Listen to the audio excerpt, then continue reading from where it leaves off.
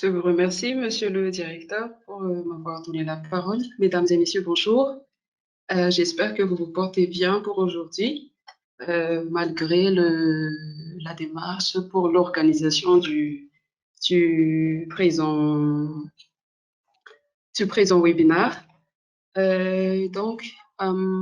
Pour faire court, euh, la présentation de la dernière présentation euh, va plutôt nous orienter dans qu'est-ce qui nous attend pour la prochaine étape. Pour cette démarche, une première étape suite à l'adoption de la communication verbale en 2017, mais également suite à l'adoption de la loi sur les zones maritimes qui prévoit justement que le gouvernement sera l'autorité compétente pour orienter euh, le programme national ou encore comment on appelle ça, les actions pour entrer dans l'appropriation nationale de la planification spatiale marine. Donc, pourquoi est-ce que le ministère de l'Aménagement a choisi cela? Vous pourriez voir ici qu'il y a cinq principales idées sur lesquelles le ministère s'est basé. Il y a l'importance des ressources marines et côtières et nul n'est- n'ignore ce qu'est la portée de la valeur, mais également euh, de l'importance stratégique des ressources marines et côtières, que ce soit pour la population côtière ou l'ensemble de la nation malgache, d'autant plus qu'on est entré dans une phase où Madagascar, avec notre plan émergence, dans une réappropriation, mais également dans une reconquête de tout notre territoire national, donc qui va du territoire terrestre au territoire maritime. Par la suite, vu que euh, les ressources au niveau continental commencent à s'épuiser, il y a de plus en plus une recherche des nouvelles ressources, que ce soit stratégiques comme le gaz, les nodules polymétalliques ou encore les ressources halieutiques. On peut percevoir une certaine croissance de la demande d'utilisation de l'espace maritime, que ce soit au niveau des investisseurs étrangers ou nos investisseurs nationaux. En troisième lieu, euh, je crois que ce n'est pas que je crois, la plupart des acteurs euh, de l'économie bleue, mais également tous les intervenants sur l'espace maritime Madagascar savent pertinemment qu'il y a eu l'engagement volontaire de Madagascar lors du sommet mondial sur l'océan euh, auquel Madagascar a effectivement participé. Madagascar a fait un engagement que la PSM soit un outil principal afin de promouvoir l'économie bleue et d'asseoir effectivement une gestion intégrée de l'ensemble des ressources, mais également des activités qui vont valoriser ces ressources-là. Comme j'ai dit tout à l'heure, il y a eu la loi 2018-025 relative aux zones maritimes sous la juridiction de Madagascar. Et à côté de cette loi, au niveau du ministère de l'Aménagement, euh, ils se sont appuyés sur une loi portant orientation de l'aménagement du territoire dans l'acronyme ELOAT qui date de 2015. Donc, nous allons nous baser sur principalement parce que le concept de planification spatiale marine n'est que récemment dans nos textes législatifs, mais également réglementaires. Donc, même si tacitement ou indirectement, les décrets qui organisent la régulation des activités maritimes font nécessairement référence à une gestion intégrée des zones côtières et marines. Euh, Ces lois-là, on va les considérer comme une, des bases euh, importantes et sur lesquelles nous allons profondément nous ancrer. Et enfin, une partie qui est assez difficile pour nous, les Africains, disait un expert étranger, le fonds de financement, comme Monsieur le directeur de la coordination et de la planification et valorisation du territoire maritime avait dit tout à l'heure, il y a un fonds qui commence à être alloué pour la PSM et ça a débuté depuis 2017, je crois, mais remercions la bonne volonté des décideurs politiques et des acteurs budgétaires que ils ont bien voulu nous donner un PIP. Certes, ce n'est pas grand parce que la PSM est un grand processus et très complexe, mais c'est déjà un bon départ pour les autorités malgaches pour vraiment asseoir la PSM. Donc, pour dire que il est très important que nous considérions que la concertation, l'inclusion et la participation de tous soient un mot-clé, mais aussi un vecteur de réussite et de succès de la démarche entamée par Madagascar depuis l'engagement volontaire en 2017. Donc, nous espérons que tout un chacun fera l'effort qu'il puisse faire pour que cette démarche aboutisse. Slide suivant, s'il vous plaît. Donc, quelle serait les missions du cabinet d'études? L'objectif, c'est d'avoir un document stratégique et technique relatif à la mise en place et à la mise en œuvre de la PSM. Document stratégique et technique, ce serait un peu disons, arrogant de dire que ce sera vraiment le document stratégique et technique qui fixera tout ce que le gouvernement malgache ainsi que les acteurs, les parties prenantes vont prendre comme base, puisque monsieur le directeur, monsieur le consultant national avait dit tout à l'heure que pour la planification, il faudrait une vision des objectifs et des résultats attendus. Si vous lisiez bien ces 4 points, juste en dessous de la première, de la mission principale du cabinet d'études,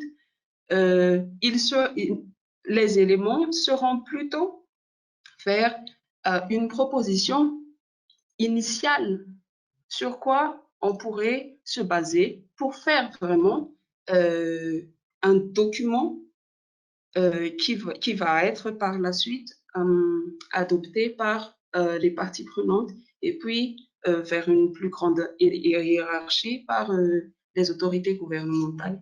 Donc, comment on va le faire, nous, le cabinet d'études? D'abord, il y aura une étude comparée ou le benchmarking pour voir comment est Madagascar par rapport à ce qui est déjà fait, que ce soit au niveau mondial, au niveau régional ou avec nos îles voisines. Par la suite, les enjeux de l'aménagement du territoire, considérant qu'il y a un continuum de l'aménagement terrestre par rapport à l'aménagement maritime. Concernant les enjeux, on pourrait également jeter les bases d'une, comment dire ça, d'une intégration des deux composants de notre territoire national. Par la suite, proposer le cadre organisationnel et institutionnel qui appuie la démarche de la mise en place de la PSM à Madagascar. Ça a déjà été une expérience, mais l'administration malagasy sur le plan maritime est très stratifiée, ce qui fait qu'il y a tellement d'administrations et de structures qui œuvrent et que il y a des chevauchements peut-être imprévisibles ou aussi des chevauchements qui naissent de nouveaux textes. Et je voudrais rebondir sur les remarques des participants qui disaient que il ne fallait pas une nouvelle structure, une chose assez évidente, mais il fallait plutôt regarder ce qui est donc l'état des lieux et par après, on pourrait voir quelles sont les lacunes et comment est-ce qu'on pourrait améliorer l'organisation.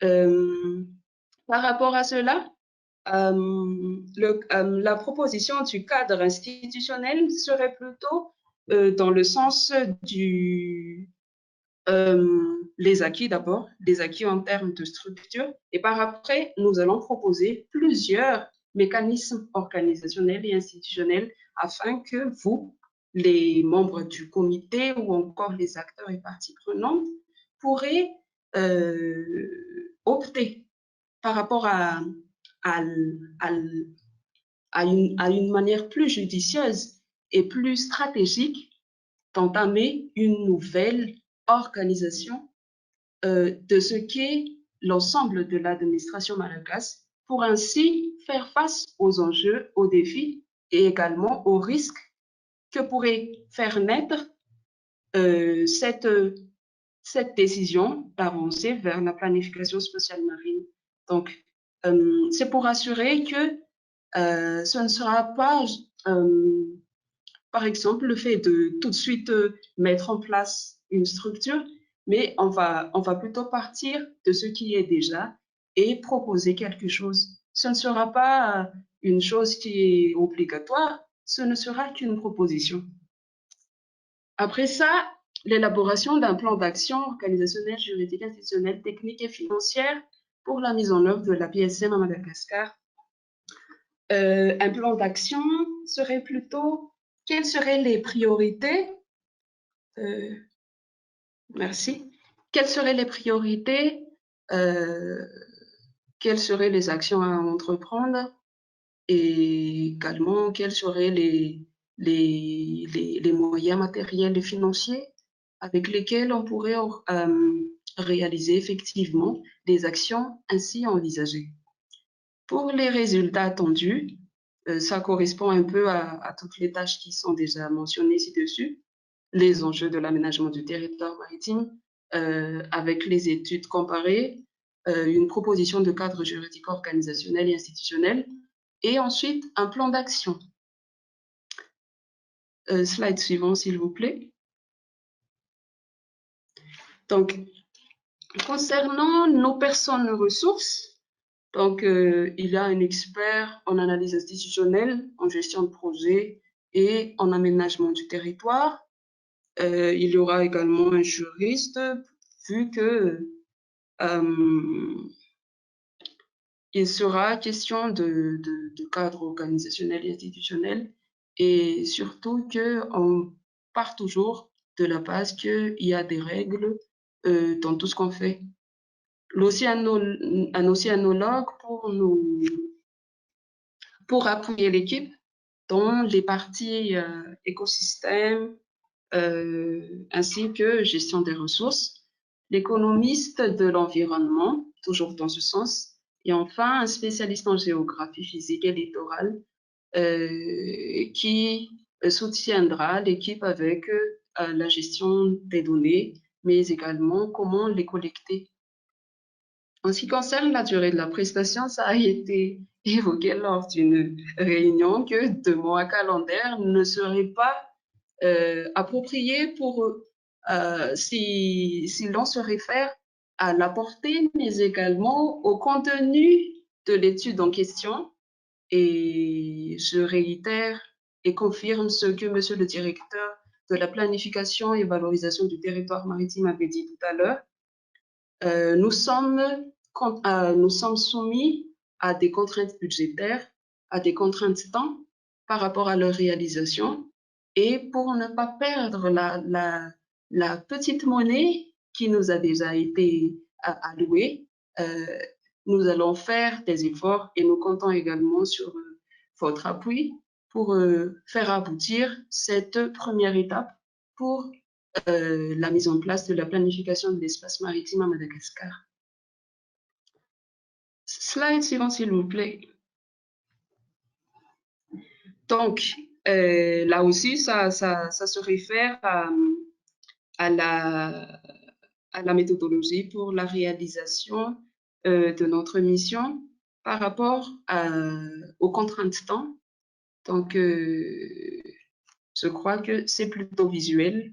Vous pourriez nous transmettre vos remarques tout à l'heure et j'essaierai de répondre à ce que vous voudriez bien savoir sur comment on va réaliser cette mission durant ces 2 mois.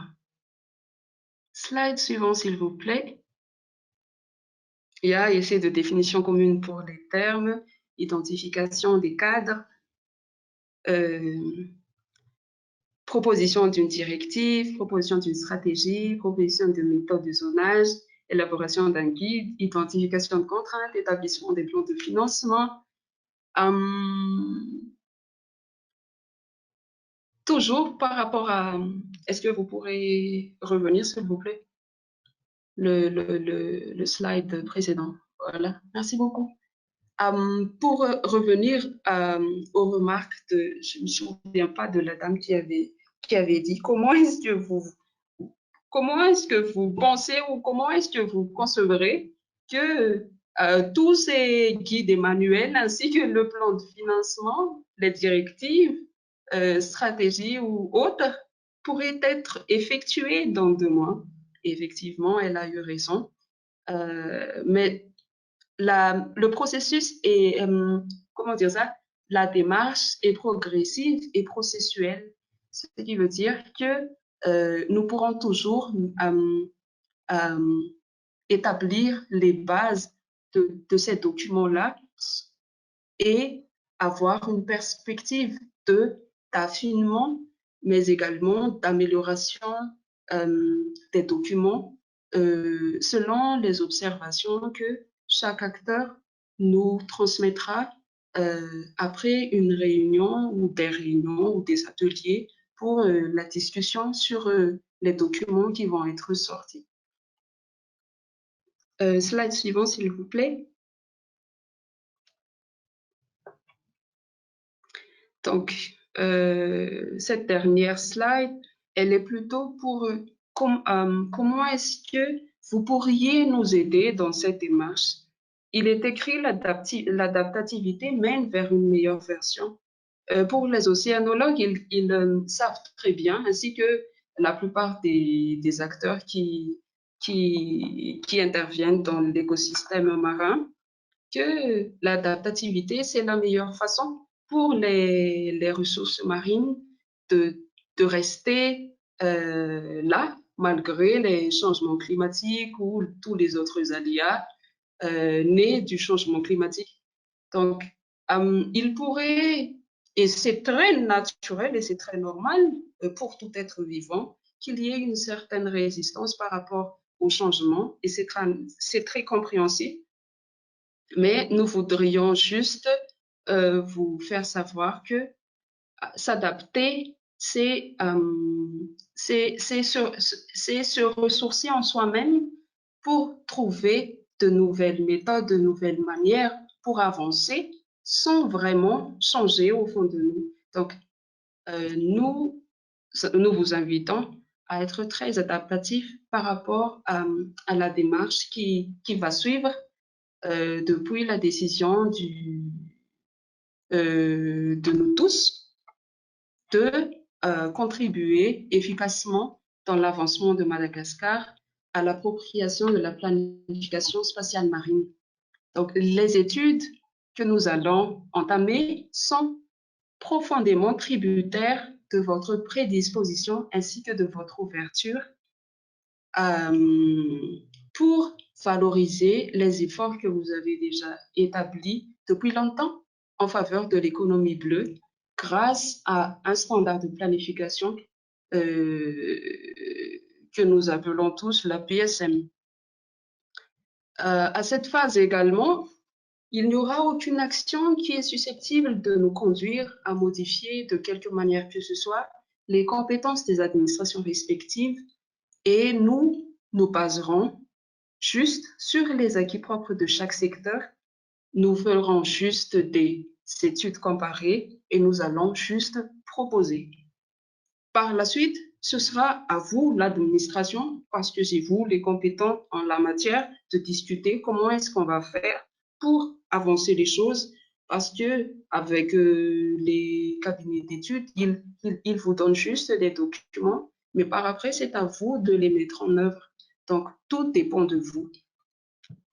Par des démarches dynamiques, pragmatiques et scientifiques, visant à collecter des informations auprès des détenteurs. Donc, c'est qui les détenteurs? Les détenteurs sont vous, les techniciens et les décideurs de l'administration. C'est vous, les parties prenantes, qui aident les communautés locales à subvenir à leurs besoins et à s'organiser pour une meilleure exploitation des ressources côtières et marines. C'est vous également, le secteur privé, tous ceux qui participent de loin ou de près dans l'économie bleue avec le transport maritime ou la pêche ou l'exploitation minière ou l'exploitation pétrolière et d'autres activités qui ont une relation directe avec les côtes ainsi que notre espace maritime. Mettre en œuvre une analyse comparative par rapport à ce qui est déjà et par rapport à ce qui se trouve à l'horizon avec les programmes internationaux, à l'instar de ce que l'UNESCO prévoit pour l'horizon 2030, par exemple, et également une meilleure valorisation des meilleures pratiques qui est d'ailleurs très, très encouragée par les institutions internationales. Et enfin, au-delà de la consultation pure et simple, nous souhaiterions vraiment mobiliser de manière concrète la participation des techniciens ainsi que des décideurs. Les expériences antérieures sont de bons enseignants, de good teachers, ce sont de bons professeurs pour nous apprendre comment est-ce qu'on va marcher avec des actions justes et qui servent bien nos objectifs de développement national d'ici l'horizon 2025 ou un horizon à plus long terme. Et c'est fait en anglais, mais je crois que ça résume un peu la chose. The more you give, the more you gain. Ne pensez pas que ce sera à nous, le cabinet d'études, qui va en profiter, mais c'est à l'administration. C'est votre argent, c'est vous qui le dépensez et c'est vous qui voyez comment est-ce que vous allez le dépenser efficacement et pérennement. Et enfin, learn from our own mistakes, comme je l'avais dit tout à l'heure, and build with our own power. Nos moyens, donc nos ressources marines et côtières, nos activités sont notre propre pouvoir. Donc, il faudrait bien user de tous ces moyens afin qu'elles servent vraiment le développement de chaque Malgache et le développement de la nation. Et sur ce, je vous remercie et j'attends donc les questions des participants ainsi que vos propositions éventuelles.